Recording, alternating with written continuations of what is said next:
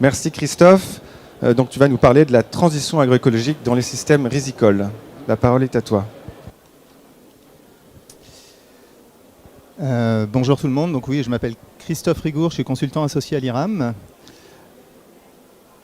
Donc je vais vous présenter, en fait il n'était pas prévu que ce soit moi qui fasse cette présentation aujourd'hui, mais je suis quand même très content d'être là en fait pour partager des travaux que l'IRAM a menés dans le cadre de deux grands chantiers.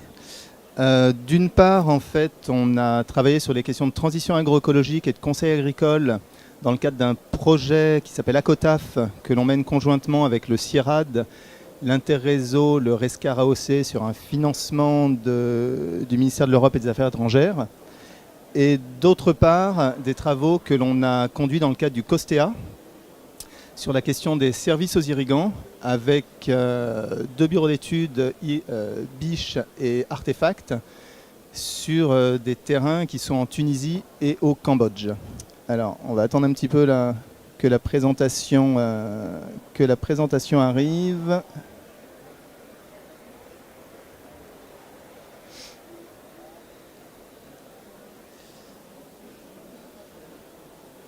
Est-ce qu'il y a un... Allô ? Ok, donc voilà, donc je vais essayer de croiser ces deux travaux qu'on a menés. Et donc on va parler en gros transition agroécologique, conseil agricole pour accompagner ces transitions agroécologiques et services aux irrigants pour accompagner ces transitions agroécologiques. Alors dans le cadre du premier chantier que je mentionnais sur le conseil agricole et les transitions agroécologiques, en fait on a travaillé sur 5 pays. Le Bénin, le Burkina, le Niger, la Guinée et la Côte d'Ivoire. Et on a essayé de faire un état des lieux un peu des enjeux de transition agroécologique. On a analysé 13 filières qu'on a jugées importantes pour ces pays. À la fois, il fallait que ce soit des filières phares pour ces pays, que ce soit des filières végétales et animales, et que ce soit des filières avec des enjeux de transition un peu différents. Et donc là, je vais faire un petit focus particulier sur les questions de riziculture.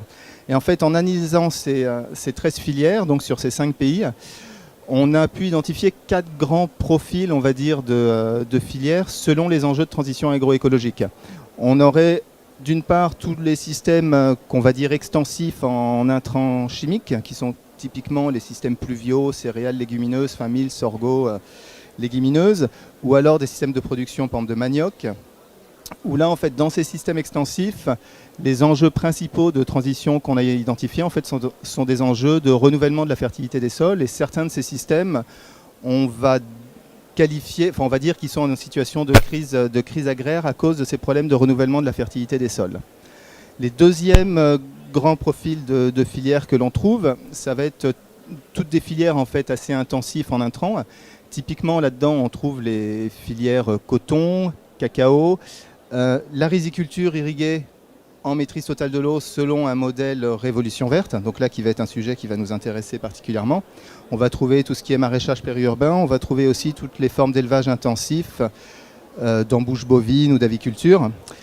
Et là, en fait, les enjeux de transition sont essentiellement des enjeux par rapport à l'usage d'intrants de synthèse, avec déjà des impacts environnementaux assez importants.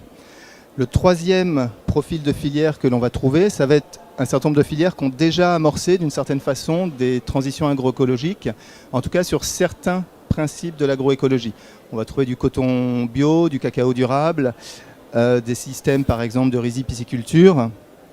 On trouve le soja en fait qui arrive par exemple au Bénin en remplacement du coton dans certaines zones, ou des filières lait local. Et sur ce type de filière, en fait, les enjeux de transition qu'on a identifiés, donc c'est des filières qui ont amorcé, on va dire, une transition agroécologique. Et les enjeux, c'est plutôt de consolider ces transitions et de permettre une extension géographique, ou alors que la transition soit plus complète en abordant davantage de principes de l'agroécologie. Et le dernier type de filière, en fait, on va dire que ce sont des filières, des systèmes agroécologiques ou quasi agroécologiques. Là-dedans, on va trouver les systèmes pastoraux, des grands systèmes de crues ou de décrues, tous les systèmes avec parcs agroforestiers ou des systèmes de maraîchage agroécologique. Et là, tous ces systèmes-là, on va dire, les enjeux de transition, en fait, sont des systèmes qui sont menacés, et l'enjeu de transition, c'est de sécuriser les systèmes.